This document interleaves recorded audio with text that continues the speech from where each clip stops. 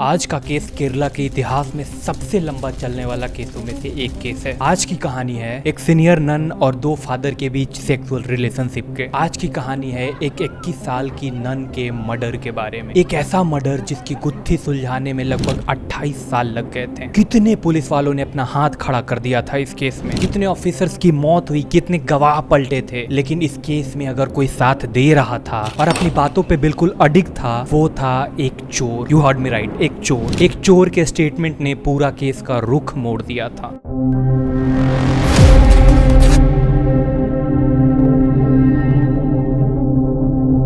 28-year wait for justice is ended for Kerala's sister Abhaya. A special CBI court has sentenced a Catholic priest and a nun to life in prison for murdering sister Abhaya back in 1992. 27 मार्च 1992 को केरला के convent church के hostel में रहने वाली 21 साल की sister अभया सुबह करीब 4 बजे उठती है अपने एग्जाम की तैयारी करने के लिए। फिर करीब 4:15 के आसपास वो हॉस्टल के किचन की तरफ जाती है, फ्रिज से पानी निकालती है। पानी के बस कुछ ही घूंट उसने पिया था कि तभी उसने कुछ ऐसा देखा जिस पर वो बिलीव करना भी नहीं चाह रही होगी। और उसी दिन सुबह 10 बजे के आसपास सिस्टर अभया का एक चप्पल उसी किचन के फ्रिज के अंदर से मिलता है एंड दूसरा चप्पल उसी कैंपस के कुएं के पास से, और पुलिस को उसकी डेड बॉडी उस कुएं के अंदर से मिलती है। यहाँ पे कुछ सवाल है जिसको आगे वीडियो में जानने की कोशिश करेंगे। सुबह 4 बजे आखिर सिस्टर अभया ने ऐसा क्या देख लिया था? सिस्टर अभया की मौत कैसे हुई थी? क्या किसी ने उसे मारा था या फिर उसने खुद अपनी जान ली थी? लेकिन सबसे इम्पोर्टेंट सवाल ये है कि इस केस को इन्वेस्टिगेट करने में 28 साल क्यों लग गए थे। चलो जानते हैं इस केस को।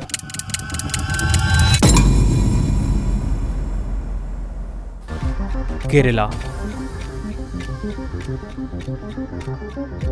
सिस्टर अभया का जन्म 26 फरवरी 1971 को केरला के कोट्टयम में हुआ था। वो एक कैथोलिक फैमिली में पली बड़ी थी। उनका नाम बीना थॉमस रखा गया था। जब वो बड़ी हुई तब वो अपनी जिंदगी क्राइस्ट के हवाले करने की सोच ली, मतलब वो एक नन बनने जा रही थी। अभया का एक भाई भी है, बीजू थॉमस। थॉमस उसे नन बनने से रोक रहा था, लेकिन बीना अपनी जिद पे अड़ी हुई थी। फिर कुछ दिन बाद जाकर अभया ने कोट्टयम के एक कॉन्वेंट चर्च को ज्वाइन कर लिया था और उसी के सेंट पायस कॉन्वेंट हॉस्टल में रहने लगी थी एंड साथ में अपनी पढ़ाई भी कर रही थी। और इस नन बनने की प्रक्रिया में अगर आपने एक बार डिसीजन ले लिया, मतलब ले लिया, उसके बाद there is no turning back, there is no U turn. आप फिर नॉर्मल लाइफ नहीं जी सकते। आपका पूरा जीवन क्राइस्ट को समर्पित करना होगा और लोगों की सेवा में बिताना होगा। तारीख थी 27 मार्च 1992। सिस्टर अभया के एग्जाम चल रहे थे, तो इसी सिलसिले में वो रोज सुबह उठ जाया करती थी ताकि कुछ पढ़ाई कर ले, एग्जाम की तैयारी कर ले। और 27 मार्च की सुबह भी करीब 4 बजे के आसपास सिस्टर अभया उठती है। उठने के बाद हॉस्टल के किचन की तरफ बढ़ती है। किचन में जाकर फ्रिज से पानी निकालती है और फिर पानी पीती है। लेकिन उसके बाद से सिस्टर अभया को किसी ने नहीं देखा था। कुछ देर बाद जब उनके मेट्स किचन की तरफ जाते हैं तो देखते हैं कि फ्रिज का डोर ओपन है। एक पानी का बोतल है जो खुला फर्श पे गिरा हुआ है। अभया की एक चप्पल फ्रिज के पास पड़ी थी, लेकिन दूसरी जोड़ी चप्पल का कुछ पता नहीं था। उनकी स्कार्फ भी किचन के गेट की तरफ पड़ी थी। एक और बात, according to some reports, kitchen का दरवाजा भी बाहर से बंद था। फिर पुलिस को बुलाया जाता है, उन्हें मिसिंग अभया के बारे में बताया जाता है। फिर उसी दिन सुबह करीब 10 बजे के आसपास सिस्टर अभया की डेड बॉडी उसी हॉस्टल के कुएं से मिलती है। सवाल यहाँ पे ये था कि क्या अभया ने अपनी जान खुद ली थी, और हाँ तो क्यों, या फिर किसी ने उसे मारकर उसी कुएं में डाला था, और अगर हाँ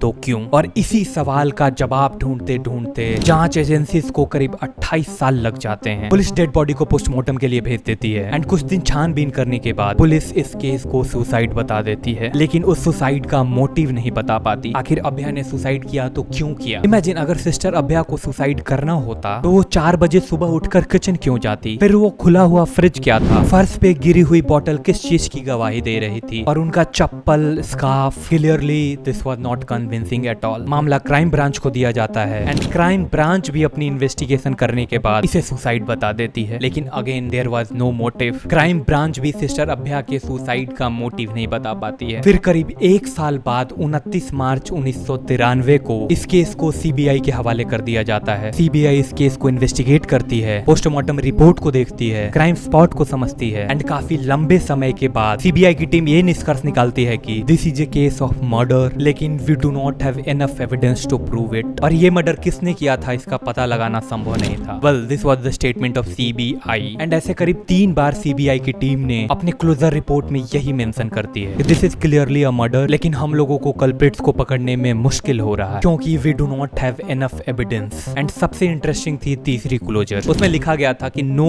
one was involved in sister Abhaya death. CBI की पहली क्लोजर रिपोर्ट नवंबर 1996 को सबमिट की जाती है, दूसरी जुलाई 1999 को और तीसरी अगस्त 2005 में सबमिट किया जाता है। एंड सीबीआई की पहली जांच के दौरान बहुत अजीब अजीब चीजें हुई थी। 7 मार्च 1994 को सीबीआई के एक ऑफिसर वर्गीस पी थॉमस ने एक प्रेस कॉन्फ्रेंस किया था और उसमें उन्होंने बोला था कि वो रिजाइन दे रहे हैं क्योंकि उनके ऊपर बहुत ज्यादा प्रेशर बनाया जा रहा है सिस्टर अभया के केस को सुसाइड का रूप देने के लिए, और वो ऐसा बिल्कुल नहीं कर सकते। उनकी नजर में एक क्राइम है जो कभी करना पसंद नहीं करेंगे। और उनके इस प्रेस कॉन्फ्रेंस से पूरा केरला हिल गया था। जो भी नन्स स्टूडेंट थी उनके मन से चर्च के ऊपर भरोसा उठने लगा था। केरला के साथ साथ पूरा देश इस केस के बारे में बात कर रहा था। बैक इन 1992 अब तक चर्चा का विषय बन चुका था सिस्टर अभया का केस। कौन थे ये लोग जो ऑफिसर के ऊपर प्रेशर बना रहे थे? क्या कॉन्वेंट चर्च के पावरफुल लोग थे या फिर वे लोग चर्च कम्युनिटी से थे? Well, only P Thomas knows who they were. Abhaya के पेरेंट्स को अभी तक जस्टिस नहीं मिला था और केस को करीब 14-15 साल होने को थे। कोर्ट के ऑर्डर के बाद चौथी बार सीबीआई की टीम एक बार फिर से जांच में लगती है। सारे विटनेस से पूछताछ किया जाता है, सारे रिपोर्ट्स को एनालाइज किया जाता है, हर एक चीज को बारीकी से देखा जाता है। जब विटनेस से पूछताछ चल ही रही थी कि उसी बीच एक कैरेक्टर निकल कर सामने आता है। अदक्का राजू प्रोफेशन से ये चोर था उस वक्त पे। ये अक्सर चोरी किया करता था, ये अक्सर कबाड़ का सामान चुरा कर बेचा करता था ताकि अपनी फैमिली को पाल सके। और इसी क्रम में वो चर्च के हॉस्टल पहुंचता है चोरी करने के लिए। अक्सर बड़ी बड़ी बिल्डिंग्स के रूफ टॉप पे लाइटनिंग को डिफ्यूज करने के लिए कुछ कॉपर के रॉड्स और प्लेट्स लगाए जाते हैं। एंड ये चोर अदक्का राजू उसी कॉपर रॉड को चुराने आया था। और आप बिलीव नहीं करोगे कि इस चोर के एक स्टेटमेंट ने पूरा केस को पलट कर रख दिया था। राजू बताता है कि जब वो चोरी करने गया था तब उसने 2 लोगों को सीढ़ी की तरफ जाते हुए देखा था, जिसमें से एक थे फादर कुट्टूर और दूसरा को उस चोर ने नहीं पहचान सका। और उन्हें देखकर ये खुद हैरान था कि फादर की एंट्री तो अलाउड ही नहीं है इस हॉस्टल में, वो भी रात में, लेकिन वो कुछ कर भी नहीं सकता था क्योंकि वो खुद चोरी करने आया था। फिर इसके स्टेटमेंट को कोर्ट में पेश किया जाता है जहाँ पे अक्यूज्ड के वकील ने इसके स्टेटमेंट को अनट्रस्टवर्दी बता रहे थे, इसकी इंटीग्रिटी पे सवाल उठा रहे थे। Fair enough, no? आखिर कोई क्यों ही मानेगा एक चोर का स्टेटमेंट, एक चोर का बयान। राजू का बोलना था कि जब वो न्यूज़पेपर को देखा तो वो खुद पुलिस के पास गया था, लेकिन उल्टा पुलिस वालों ने ही उसे पकड़कर उसे पीटा, उसे टॉर्चर किया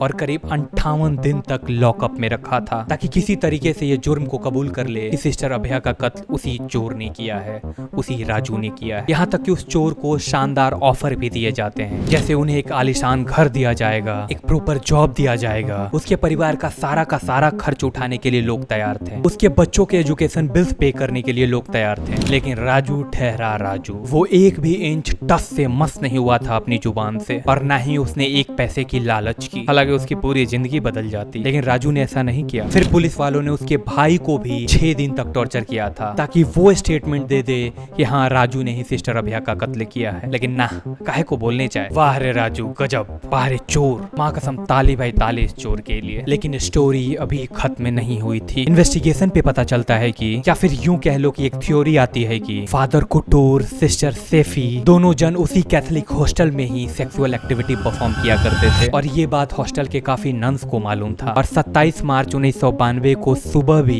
ये दोनों हॉस्टल के किचन में आपत्तिजनक हालात में थे। और इन दोनों के साथ एक और पादरी था, फादर जोस। ये तीनों लोग एक साथ मस्ती कर रहे थे, ये तीनों लोग एक साथ सेक्सुअल एक्टिविटी परफॉर्म कर रहे थे। Wild fantasy 92, no?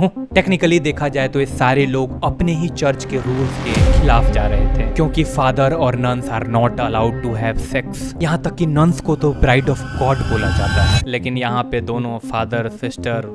फिर सुबह 4 बजे सिस्टर अभया उठती है एंड करीब 4:15 के आसपास वो किचन की तरफ जाती है पानी लेने के लिए। तब सिस्टर अभया ने इन तीनों को आपत्तिजनक हालात में देखा था और उसी वक्त सिस्टर सैफी ने कुल्हाड़ी से सिस्टर अभया के बीच सर में वार कर उसे मार दिया। एंड मारने के बाद दोनों फादर की हेल्प से उसकी बॉडी को कैंपस के कुएं में डाल दिया था। इसी वजह से वो फ्रिज खुला रह गया था, फर्श पे बॉटल गिरा पड़ा था, एक चप्पल फ्रिज के पास था और दूसरा कुएं के पास। फिर इसी केस के इन्वेस्टिगेशन में सीबीआई की टीम इन तीनों का नार्को टेस्ट करवाती है। फिर उस नार्को टेस्ट की रिपोर्ट कोर्ट में पेश की जाती है। तब पता चलता है कि उस रिपोर्ट को 30 बार टेम्पर्ड किया गया था। वैसे भी कोर्ट नार्को टेस्ट को एविडेंस नहीं मानती है, लेकिन जो भी थोड़ा बहुत सच सामने आ रहा था उसे भी दबा दिया जा रहा था। 2008 में सिस्टर सेफी अपना हाइम्नोप्लास्टी करवाती है, मींस वर्जिनिटी को रीस्टोर करवाती है the day before her arrest. Court ने 18 नवंबर 2008 को दोनों फादर और सिस्टर सेफी को सजा सुनाती है और तीनों लोग अरेस्ट भी होते हैं। ओह गॉड, करीब 16 साल बाद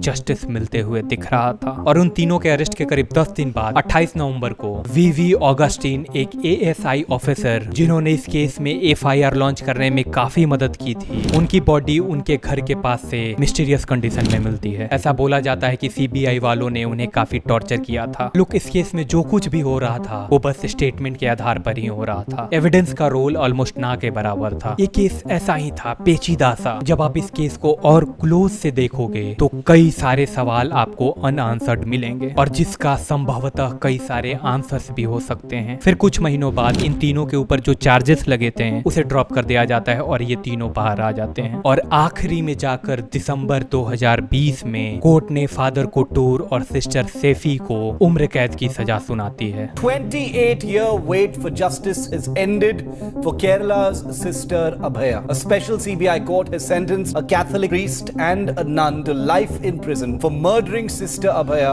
back in 1992. And father Jose को लैक ऑफ एविडेंस के कारण उन्हें छोड़ दिया जाता है। लेकिन एक बार फिर से जून 2022 में ये दोनों फादर सिस्टर बेल पे बाहर आ जाते हैं और ये केस अभी भी किसी मोड़ पर नहीं पहुंची है और ये केस अभी भी पूर्णतः कंप्लीट नहीं हुई है। इस केस में कई सारे गवाह पलट गए थे, कितने लोगों की संदिग्ध मौत हो गई थी और कितने लोग इस केस को पूरा होने से पहले ही चल बसे थे। और आज भी कई सारे थियरीज हैं सिस्टर अभया के केस को लेकर। कोई इसे सुसाइड मानता है तो कोई मर्डर तो मानता है, लेकिन फादर को दोषी नहीं मानता। वैसे आपको क्या लगता है इस केस के बारे में? कमेंट में बताओ एंड सब्सक्राइब। ये थी आज की केस स्टडी।